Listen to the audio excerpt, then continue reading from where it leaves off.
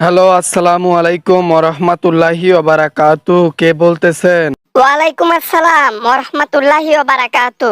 বাবা পলক, আমি শেখ হাসিনা বলতেছি, ইন্ডিয়া থেকে, দিল্লি থেকে বলতেছি। বাইনচোদ, তুই আমারে ফোন করছিস কেন? এইটা খবর শোনার জন্য যে আমি প্রতিদিন কতগুলো পিছন দিয়ে ডিম নেই? বাইনচোদ, তুই ফোন করছিস কেন? Phone cut. এ পলক, আজে বাজে কথা বলিও না, উল্টাপাল্টা কথা বলিও না। আমি কিন্তু তোমার বস, মনে রাখবা। সেই হিসেব করে কথা বলো। নিজের স্বার্থের জন্য আমাদেরকে ফাঁসাইছেন। নিজে যখন ভাগার সময় হয়েছে তখন একলা একলা দেশ থেকে ভেগে গেছেন। আমাদেরকে একজনকেও নেন নাই। পরিবার আপনার নিজেকে বাঁচাইছেন। আমরা যারা আপনাদের জন্য খারাপ কাজ করছি তাদেরকে বাঁচান নাই। এতদিন উল্লাসে জীবন কাটাইছো, এতদিন ভালোভাবে জীবন কাটাইছো, হাজার হাজার কোটি টাকা পাচার করছো, এগুলা জানা সত্ত্বেও তোমাদেরকে আমি প্রশ্ন করি নাই। আর আজকে তুমি আমাকে এই কথা বলো?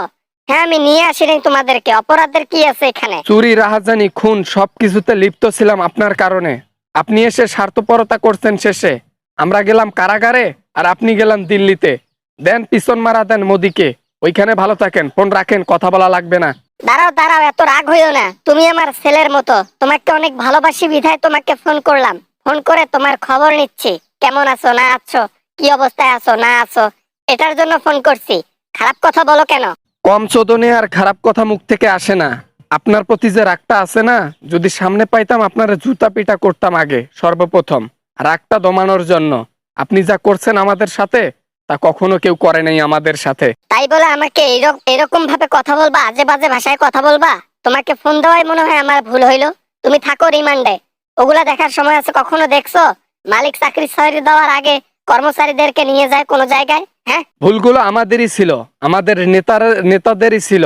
তোমার মতো কুলাঙ্গার একজন পাপিষ্ঠ নেত্রীর একজন সেবক ছিলাম। আমরা তোমাদের জন্য কি করছি কি না করছি সবকিছুর জন্য দায়ী তুমি। শেষে সাজা পাচ্ছি আমি। তো এতদিন উল্লাসে জীবন কাটাইছো, উপভোগ করছো, এতটুকু তো আমার জন্য করতে পারো। আমার জন্য শাস্তি না পেলা, তাতে কি হয়েছে? সারা জীবন তো জেলে থাকবা না। আওয়ামী লীগ ক্ষমতায় আসলে আবার বের হবা। আপনি সত্যি একটা স্বৈরাচার সরকার। বলতে বাধ্য হলাম, আপনি একজন স্বৈরাচার সরকার। আপনার মতো সরকার বাংলাদেশে যে কীর্তি আর কালাপ করে গেছে, যে কাহিনীটা করে গেছে, তাতে আওয়ামী লীগ সরকার 500 বছরও বাংলাদেশে জন্ম নেবে না। বলে কি? আচ্ছা, রাখলাম। নিজের লোকে এখন বিরোধী পার্টি করতেছে, নিজের লোকে এখন আমার বিরোধিতা করতেছে। আর কি বলবো? ঠিক আছে, তুমি জেলের মধ্যে থাকো আর পিছন দিয়ে ডিম খাও। Bye bye, tata. আমি দিল্লিতে মোদিক গোয়া মারা দেই। আমি তো শাস্তি হিসেবে পিছন দিয়ে ডিম খাচ্ছি, আর আপনি শাস্তি হিসেবে মোদির চ্যাট খাচ্ছেন পিছন দিয়ে। যাই হোক, রাখেন রাখেন, আপনার সাথে কথা বলারও আমার ইচ্ছা নাই, ন্যূনতম ইচ্ছা নেই। জোর জবরদস্তি করে কিছু খারাপ কথা বলার জন্য আপনাকে ফোনটা রিসিভ করে গালিগালাজ করলাম। যাক, এখন আমাকে হাজার ডিম পিছন দিয়ে দেখ, সমস্যা নেই। এখন একটু স্বস্তি লাগতেছে। আপনাকে কতগুলো কথা শোনাই দিলাম।